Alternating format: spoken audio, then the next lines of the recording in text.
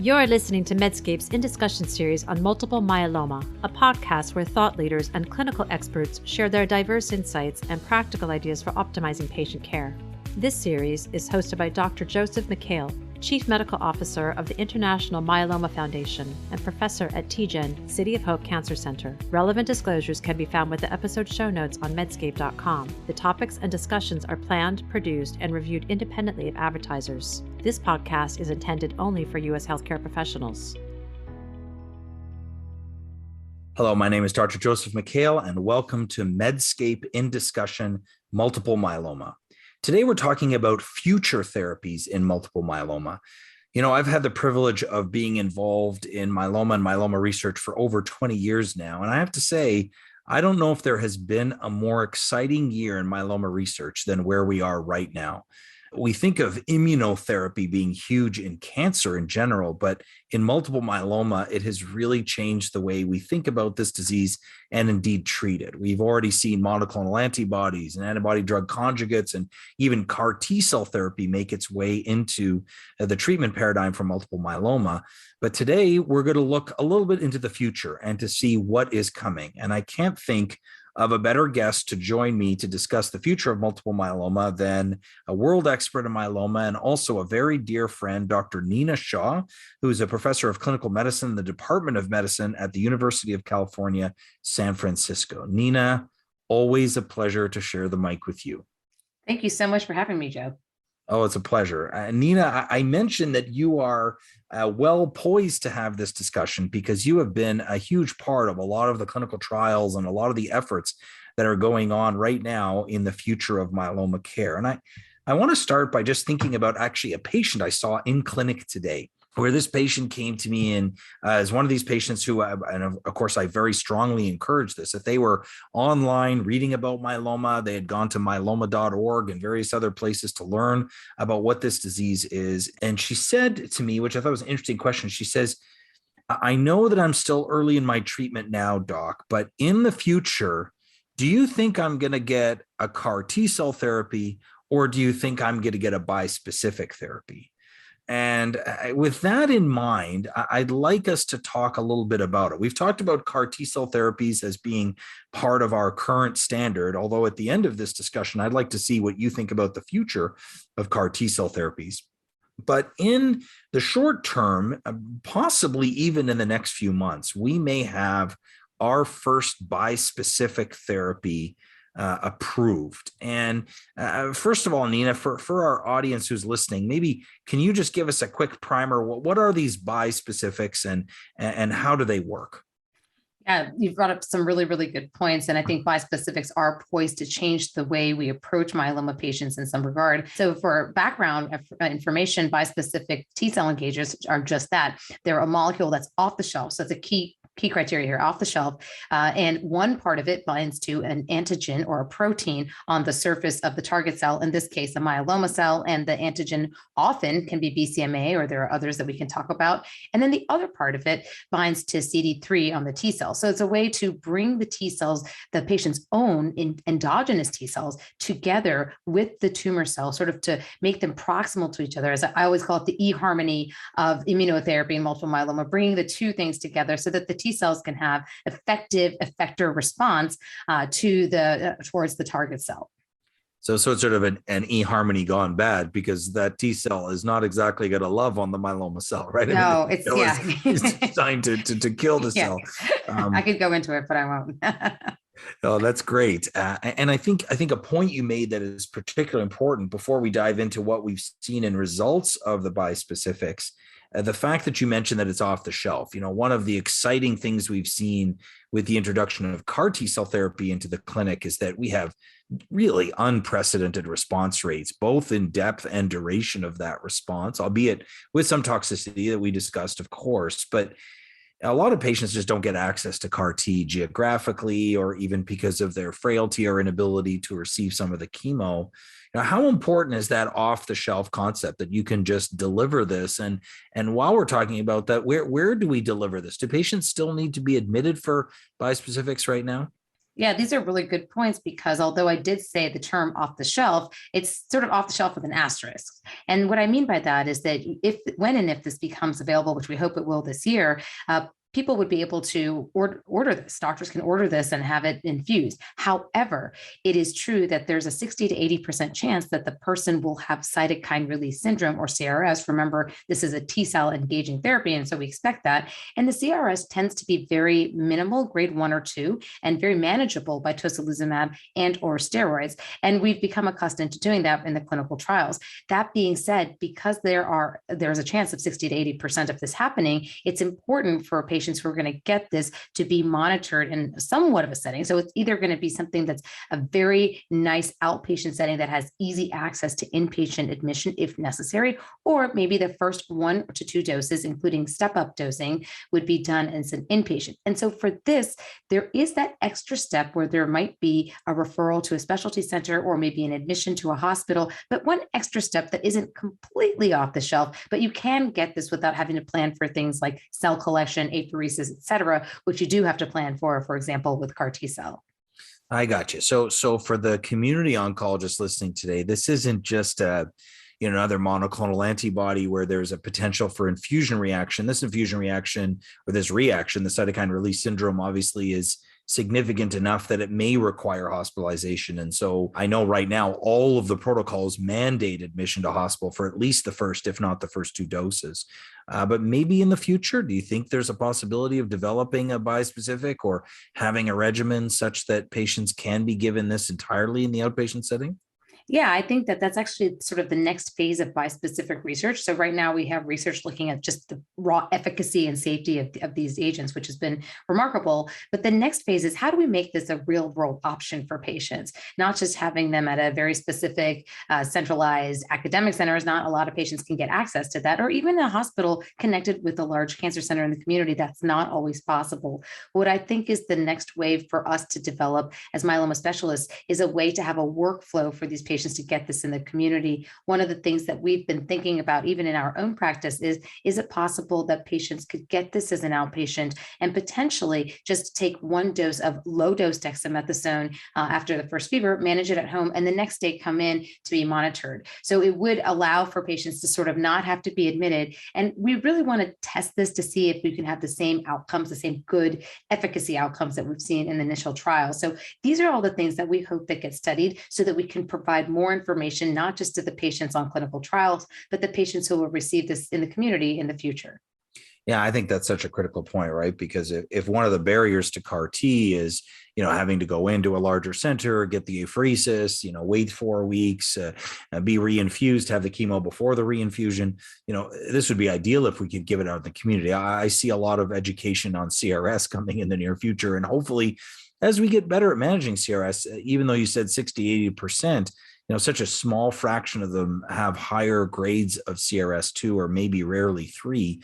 Hopefully we can reduce that. The other thing I think is kind of interesting too, looking to the future in this realm, Nina, is some of the NK or natural killer cell engager bispecifics that we're working with. I have a clinical trial open now where we're looking at this, and the hope is that there may actually be considerably less CRS because it's engaging a natural killer cell instead of a T cell.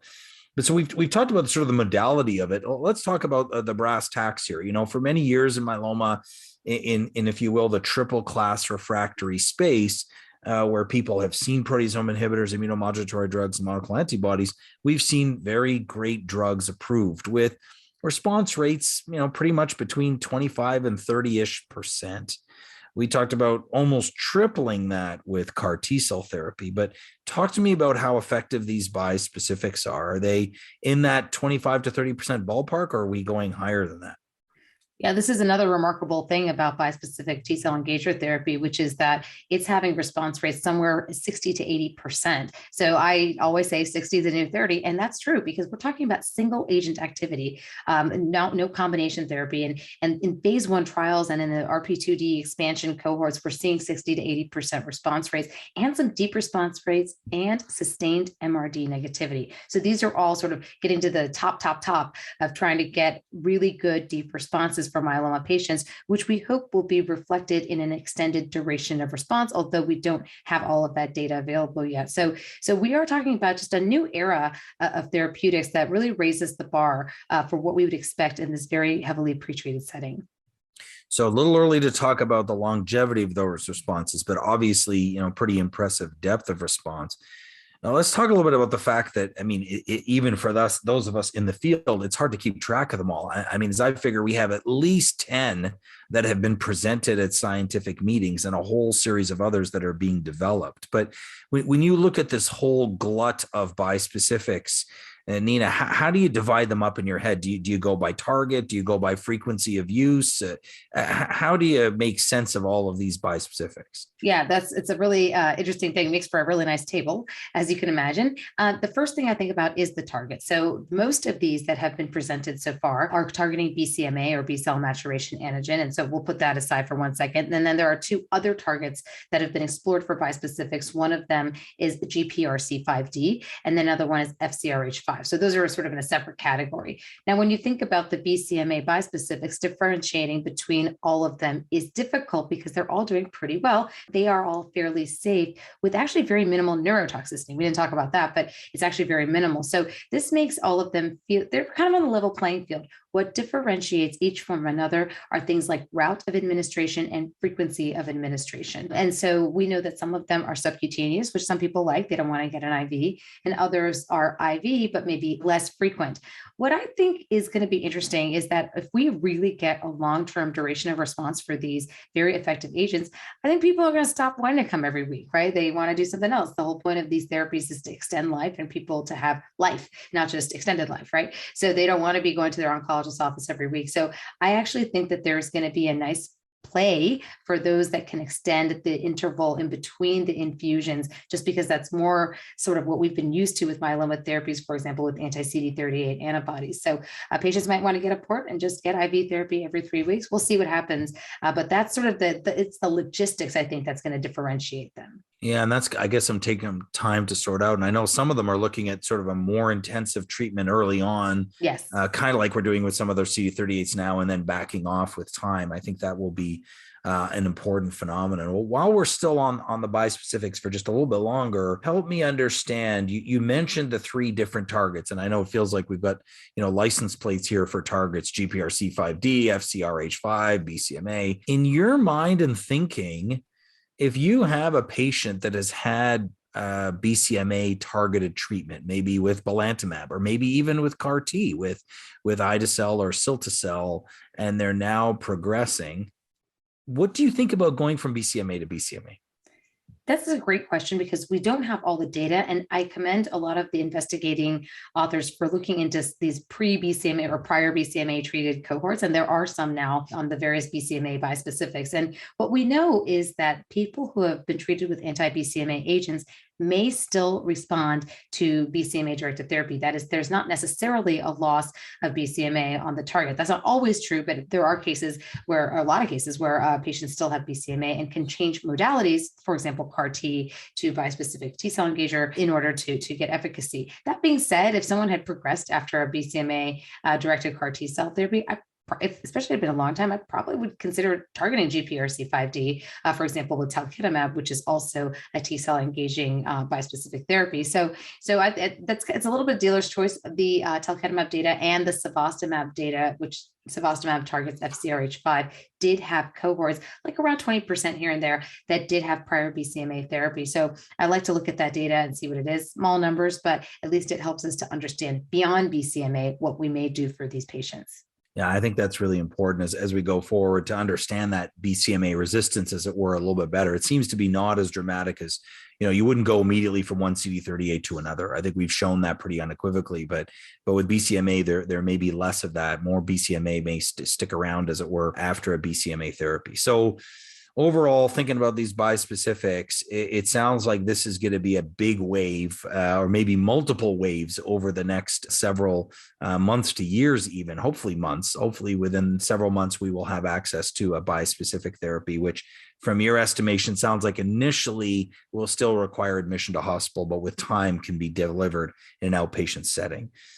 That's moving off bispecifics for a minute, Nina. Let's think about what other novel molecules are coming in multiple myeloma. I know sometimes we get so awed by what's happening in bispecifics, we forget some of these others. Let's talk about these CELMoDs for a minute. What can you tell me about CELMoDs? Yeah, so CELMoDs are a great way to try to target the myeloma cell, taking advantage of what the cell depends on, which is this intracellular signaling cascade. And ultimately, the garbage disposal of the cell has to function correctly. And so when that's disrupted, either by a proteasome inhibitor or more proximally some signaling cascade with the CELMoDs, you can actually really target the myeloma cell and not have your traditional chemotherapy side effects. So these are really important drugs. And of course, the prior sort of generations would have been the IMiDs, lenalidomide and pomalidomide, but now we have things like iberdomide. And I will say that this is one of the advantages about these is they're oral. So that's great, right? So because people, again, they don't want to spend all their time at the oncologist's office.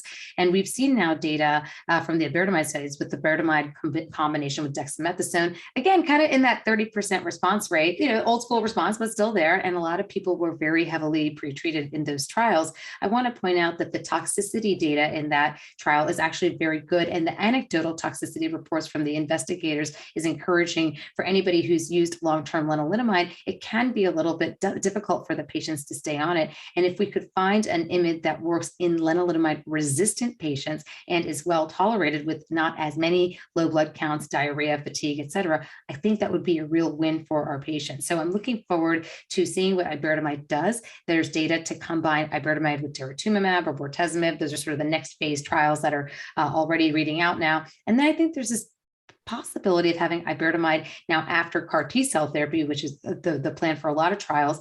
And I think that might be interesting to see what the immunostimulatory effects are, because there's correlative data to suggest that it's having a better effect on the immune system, even than lenalidomide. So it'll be a nice way to see if you could combine CAR T and iberdomide.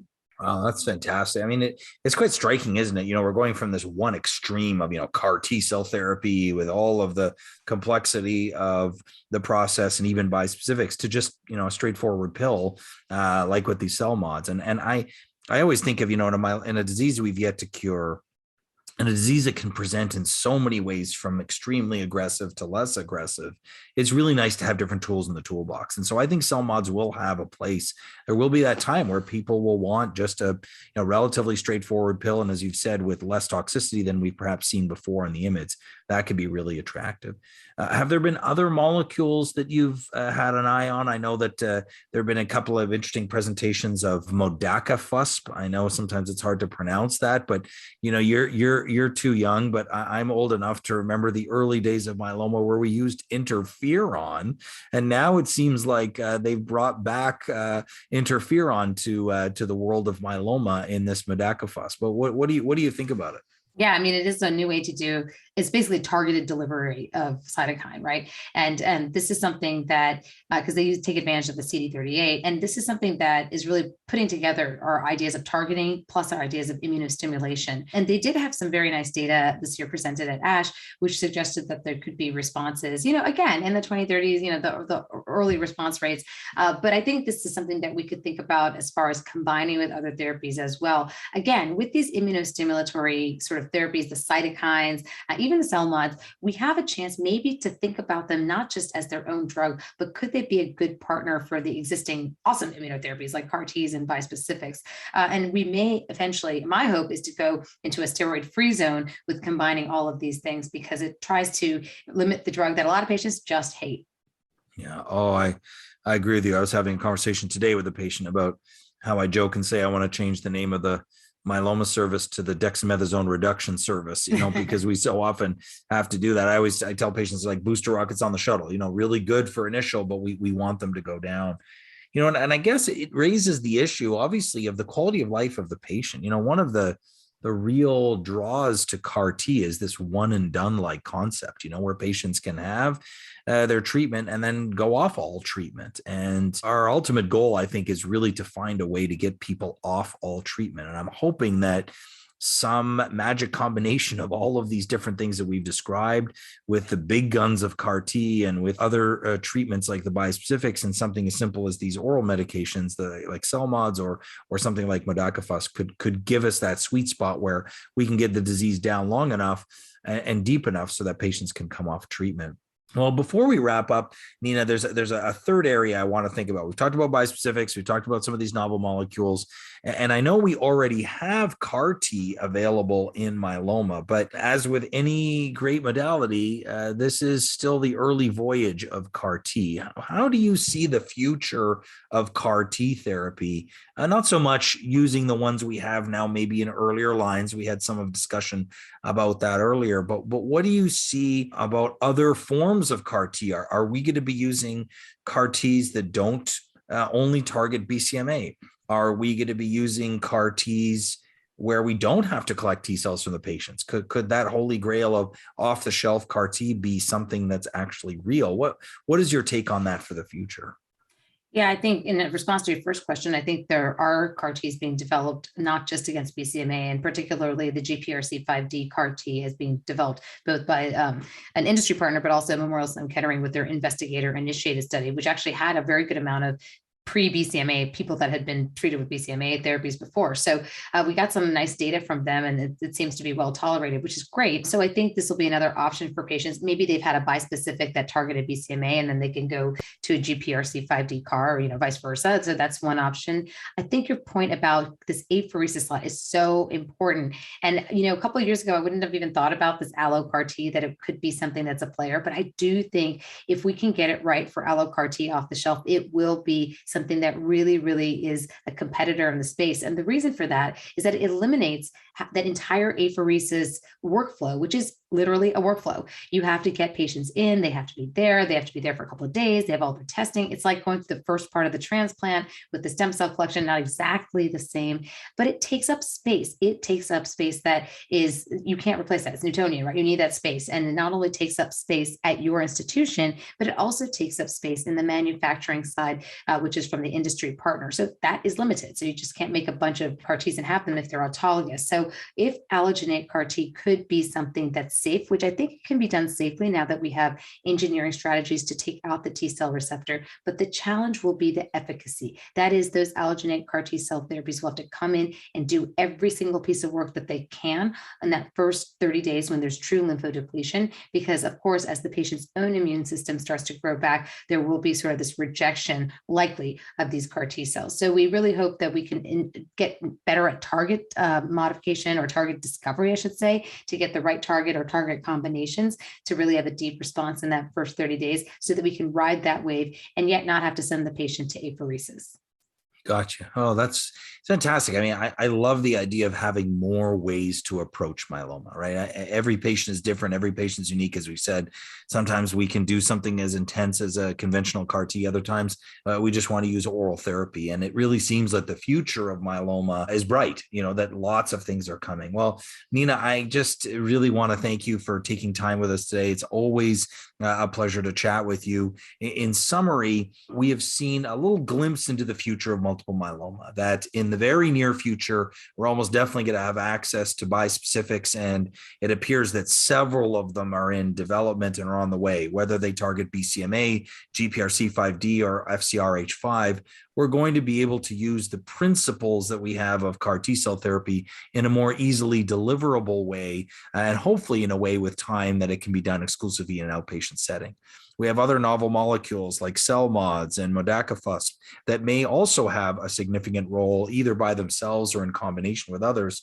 And then there is hope indeed that we may be able to deliver CAR T in a more easily deliverable fashion, maybe even off the shelf with allo CAR T. I know we haven't covered everything, Nina. There's a lot of other great research. There's still so much to come with how we sequence all of these. What is the best order of things? We got a lot of work to do, but I'm very excited about the future of myeloma, and I really appreciate you taking time today to share that with me and the listener. So thank you very much, Nina. Thank you. This was really, really great, and I appreciate your having me. It's a pleasure, and we trust that those listening today will benefit from this as you care for your patients. Thank you very much. Thanks for listening to Medscape's In Discussion Multiple Myeloma podcast series with our host, Dr. Joseph Mikhael. Be sure to look for more In Discussion episodes wherever you get your podcasts. Check out medscape.com for show notes, links, and more information on multiple myeloma.